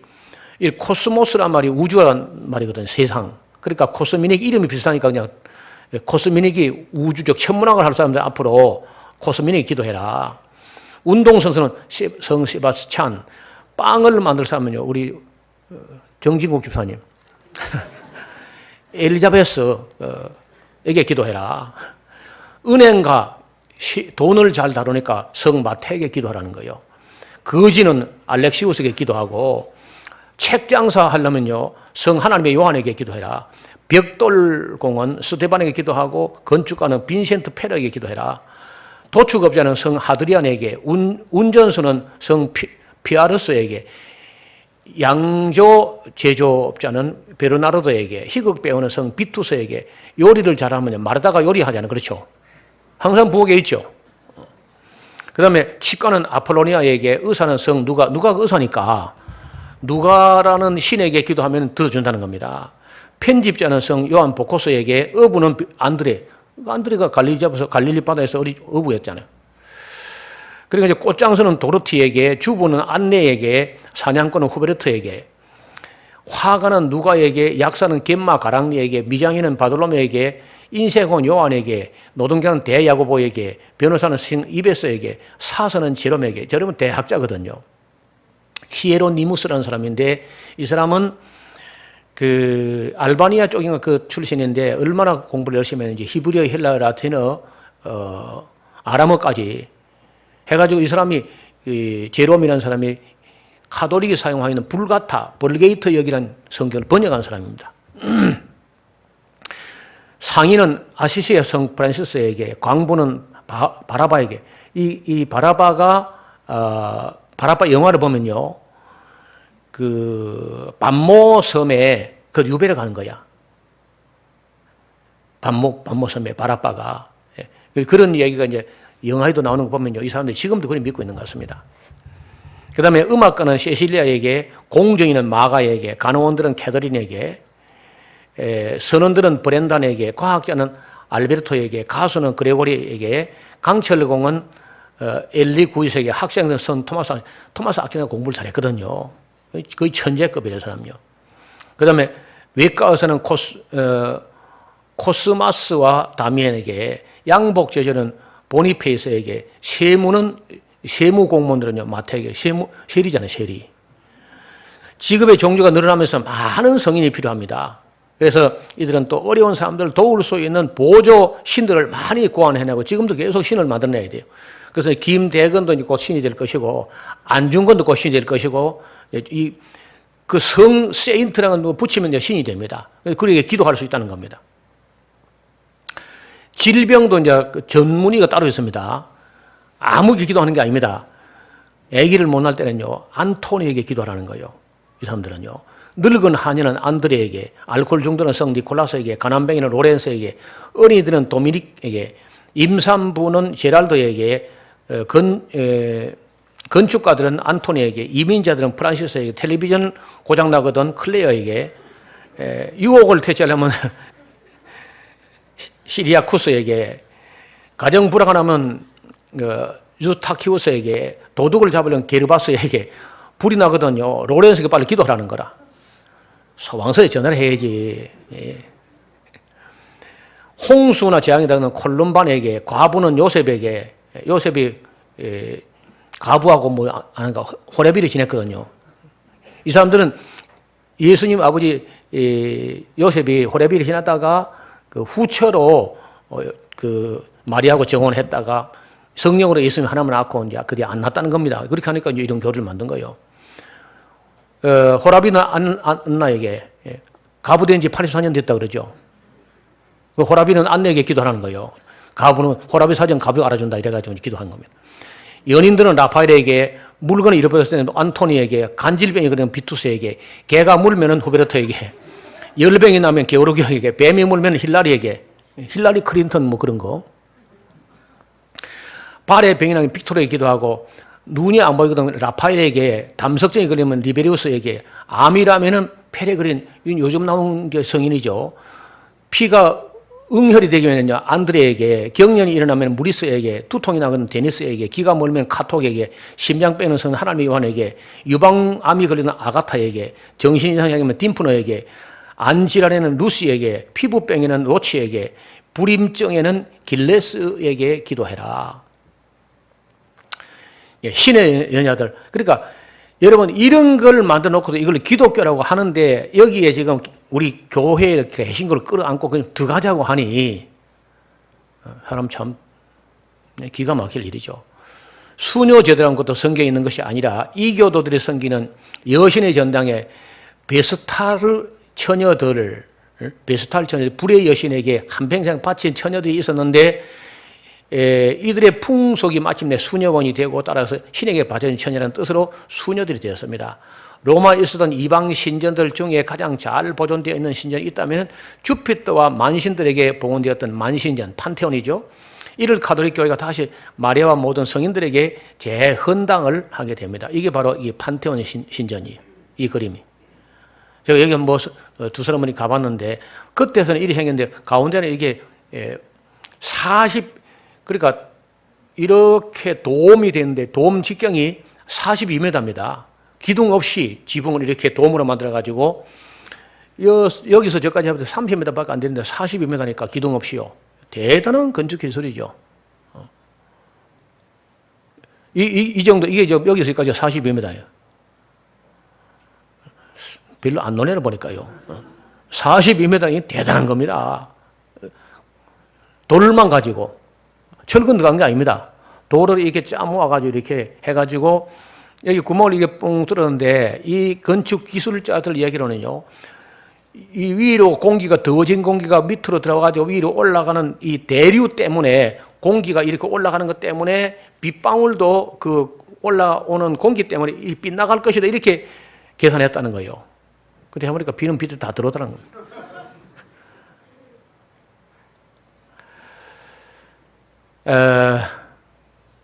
자, 이 가톨릭 회의를 보면 63년도에 아니죠. 이게 뭐 잘못됐어. 430년에 마리아를 하나님의 어머니로 계리한 거, 그다음에 제2차 콘스탄틴 회의, 590년 그레고리 1세가 교회 황제가 된 거, 이런 거 전부 가톨릭 회의가 이렇게 진행됐지만 이게 진행될수록 성경적으로 가까워지고 순수해지는 것이 아니라 자꾸 군더기가 더 붙어가지고 더 타락하고 더 변질되는 겁니다. 이걸 따라서 이제 우리 기독교도요, 에큐메니칼 회의하는데 1948년도에 제1차 에큐메니칼 회의가 있는데 WCCA가 암스테르담에서 했습니다. 그 다음에 이제 2차가 54년도에 2차가 있는데 에반스톤 대회가 있었고 3차가 뉴델리 대회, 에큐메니칼 선교신학이고 4차가 upsal라 대회, 5차가 나이로비 대회, 6차가 밴쿠버 대회, 7차가 캔버라 대회. 이 정현견 교수라는 2대 조직신학 교수가 가가지고 초혼. 다시 말하면 지중해 전쟁에서 죽은 귀신이 오소서, 6.25 때 죽은 영들이 오소서, 라헬의 영이 오소서, 하갈의 영이 오소서 하면서 온 억울하게 지금 죽은 모든 여신들의 혼들이 오시옵소서 하고 소재종이 태우리는 했잖아요. 이런 쇼를 했습니다. 그 정현경 교수가 WCC 회의에서. 그래도 각광을 받았다네, 그 사람이 또. 여러분 집에 가서 정현견 교수 캔버라 대회가 정현경이라고 하고 이름을 적었다 한번 검색해 보세요. 어떤 일 했는지. 그 다음에 이제 8차가 하라리에 대해, 9차가 브라질 알레그레에 대해고 10번째가 지난번에 이제 부산에서 했죠. 10차 대회가. 그리고 우리 기독교는 십계명을 이렇게 아는데 이렇게 되어 있는데 가톨릭 십계명에 이렇게 되어 있습니다. 1. 한 분이신 하나님을 흠숭하여라. 이렇게 이제 1번을 하고요. 2번에 하느님의 이름을 함부로 부르지 마라. 3번은 주의를 거룩히 지키라. 이 3계명이야. 4계명을 부모에게 효도하라. 5계명은 사람을 죽이지 말라. 6계명은 간음하지 말라. 7계명은 독실하지 마라. 8계명은 거짓 증언을 하지 마라. 9계명은 남의 아내를 탐내지 마라. 10계명은 남의 재물을 탐내지 말아라. 뭐가 하나 없어졌죠? 뭐가 없어진 거요? 우상을 만들거나 섬기거나 절하지 마라. 그거 뺀 거나. 왜냐면 자기도 우상 숭배해야 되니까. 계속 이게 우상들 형상을 만들어 놓고 그거 절하고 해야 되는데 그걸 놔두고는 계속 양심이 끌리니까 10계명 중에서 2계명 빼고 10번째 계명을 이웃의 아내를 탐내지 말라, 소유를 탐내지 말라 이렇게 바꾼 거예요. 그리 해도 아무 문제가 없으니까 사람들요. 왜냐하면 자기들은 성경 위에 있으니까. 자, 이 세상은요, 언제부터인가 이 세상 전체가 마피아 구조로 변화가고 있습니다. 건설 마피아. 가나다순을 한 겁니다, 그냥. 요즘 이 건설업체가 완전히 마피아식 구조입니다. 위에 이 최고 오다의 말 안 들으면요, 국물도 없습니다. 그 다음에 교육 마피아, 군사 마피아, 금융 마피아, 도박 마피아, 마약 마피아, 무기 마피아, 무역 마피아, 법조 마피아, 보험 마피아, 석유, 식량, 언론, 연예, 원전, 의료, 정보, 제약, 종교, 종자, 체육, 통신, 항공, 해운까지 다 구조가 지금요 마피아식 구조로 간답니다. 위에 오너, 그 마피아의 그 오너의 말 안 들으면 뭐든 다 잘라버릴 수 있는 그런 구조로 간다는 거예요. 종교 마피아도 무서운 거죠. 종교 마피아 중에 대표적인 모습이 이슬람보다 더합니다. 가톨릭 조직이라는 것은. 앞을 보세요. 교황이 사는 이 집이 이런 집입니다. 여기서 나와서 이제 그 주일날 이렇게 나와서 축복한다고 나와요. 이런 집에 살면서 여기 가서 무슨 소형차를 탄다나? 그거 쉬워져.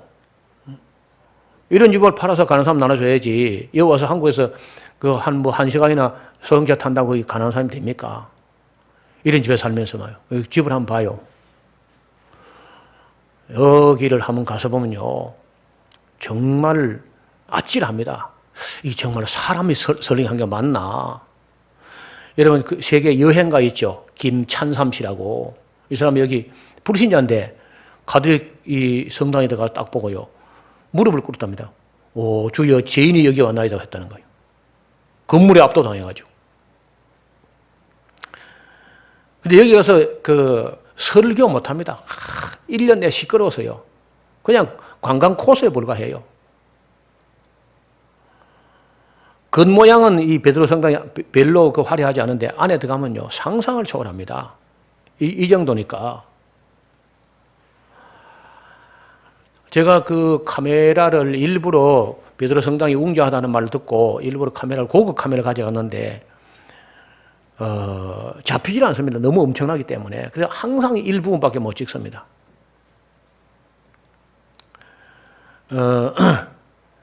그래서 지금 이 인터넷이 지금 연결이 안 돼가지고 카톨릭이라는 게 얼마나 이게 무시무시한 것인지 또 얼마나 엉터리니까 영상을 좀 봤으면 인터넷 안 돼서 다음에 한번 보겠는데 여러분 이렇게 카톨릭이란 전혀 우리 기독교하고는 거리가 한참 먼 만국 종교 혼합주의.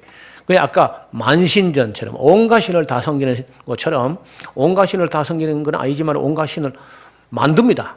기독교 성이라는 걸 가지고. 그래서 그 예수님 한 분이라든지 삼위일체 가지고 만족이 안 돼가지고 사위일체를 만들고 성부, 성자, 성령가 안 되고 성모를 또 만들고 그래서 수많은 신들을 만들어가지고 거기 다 기도하게 하는 이런 게 카톨릭인데 거기에 대해서 우리 교단 목사 중에 카톨릭이 이단이라는 말을 하면 아무도 말하지 않습니다. 얼마 전에 제가 남포교회 박영선 목사 남포교회 맞나요? 이분은 꽤 존경받는 목사님인데 신학교 강의를 하다 보니까 강의를 하는 중에 카톨릭이 이단입니까? 아닙니까? 무슨 소리냐고. 카톨릭이 왜 이단이냐고. 카톨릭이 삼일체를 믿는데 이단이냐고 막 뭐라고 화를 내면서 카톨릭 이단 아니라고 강변하시더라고. 삼일체만 말하면 이단 아닙니까? 그럼 안식교도 이단이 아닌 거죠. 안식교 삼일체 말하거든요. 이재록이도 이단이 아닌가요? 삼일체 말하니까. 지금 저희가 살펴본 데는 이 카톨릭에는요, 기독교 냄새도 안 납니다, 사실은요. 어쩌다가 십자가만 이래 드러나오지. 여기 예수님 교리가 없잖아요. 전부 마리아 교리지.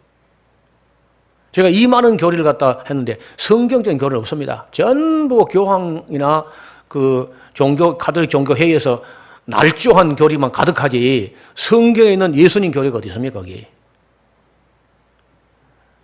그래서 이런 사람들이 오는데도 크게 하니까 교회가 크고 조직이 크니까 죄가 아닌 것처럼 인식을 한다는 거라. 우리 한국 사람들은 사대주의 근성이 있어서 큰 교회가 하면 무슨 짓 해도 죄가 아닌 겁니다, 한국 교회는. 또 이슬람도 보세요. 이슬람도 얼마나 조직이 큽니까? 15억 8천만입니다. 카톨릭은 11억 5천만.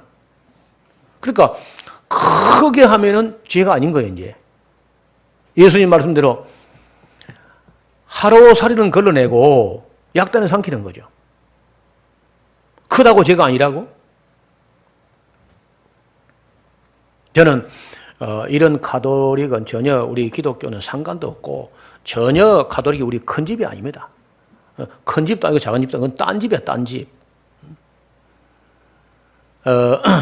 이슬람교만큼이나 우리하고는 거리가 먼 사람들입니다. 불교하고 가깝고 만국 종교하고 가까운데 제가 볼 때 아무리 카톨릭이 난리구슬을 피우고 해도 그 기독교는 아닙니다. 그리고 우리 생각에 이슬람교하고는 카톨릭이 하나 되기 어렵겠다 그래 싶어도요. 사실은 이슬람교하고 카톨릭은요 불같이 조약이 맺어 있습니다. 오래전에. 이 다음에 이제 이슬람교 기원에 대해서 한 번 더 특강할 때 다시 정리할 겁니다. 그래서 제가 우리 이 영상을 앞으로 보게 될 분들하고 이것이 이제 편집되면은 또 오늘 한국 교회 다 뿌려지게 될 텐데 뭐 카톨릭에다 반발도 있을 수 있죠. 근데 반론을 펴려면 이걸 다 없애고 해야 돼. 이런 비성경적인 비진리에 속한 걸 다 제거하고 이야기를 해야지. 제가 이런 방송을 전에 극동 방송에서 했었는데 방송국에서 못 내보내도 겁이 나서 종교 전쟁이 일어난다고 겁나서 내보내지 못했습니다. CTS에서 이 비슷한 강의를 했는데 내보냈는데 뭐 그때는 아무도 반론 안 하더라고 보니까. 카톨릭은요 싸움 나겠다 하면 아예 반론 안 하지 않습니다. 시간 지나면 다 잊혀진다. 한국 사람이 기억력이 없으니까. 그래서 무대응이 상대책이다 넘어가는 거예요. 그러나 우리가 알 거는 알아야 되거든요. 진실은 밝혀야 되지 않습니까? 그래서 저는 제가 지금까지 파악한 대로는 가톨릭은 기독교라고 할 수가 없습니다. 만국 종교, 혼합주의고 그 뿌리는 바벨론 종교입니다. 그리고 결론은 음녀로 끝이 날 겁니다. 계시록의 17장에 나오는. 이것은 저만 그렇게 보는 것이 아니라 루터나 칼빈도 똑같이 보고 있습니다. 계시록 17장에 나오는 음녀는 로만 가톨릭 보고 하는 말이다. 이렇게 보고 있는 거죠. 보신 대로 이렇게까지 거짓을 가지고 온 천하를 속이고 꿰일 수 있는 조직이 로마 가톨릭 외에 어떤 종교가 있겠습니까? 이슬람교 가지고는 안 됩니다. 이슬람교는 이슬람교 가지고 그 사람들을 속여서 충분히 이제 지옥에 갈 수 있는 것이고, 그리고 기독교인들을 속일 때는 기독교가 지금 현재 워낙 품위 없이 이렇게 품위를 상실해버리고, 품위를 상실하니까 권위도 상실해버리고, 또 기독교 자체도 우리가 지금 빠르게 변질되고 있습니다. 지난번에 우리가 본 대로 기독교가 방언교로 신비주의로 전락하고 있는 마당에서는 품위도 없고 권위도 없잖아요. 그러면 이제 결국은 그 에큐메니칼 운동해가지고 언젠가는 이 시덥지 않은 이런 약한 허약한 기독교는 지리멸렬 천갈래 만갈래 되다가 힘이 빠지니까 가톨릭의 종교 통폐합 흡수에 빨리 들어갈 거란 말이에요.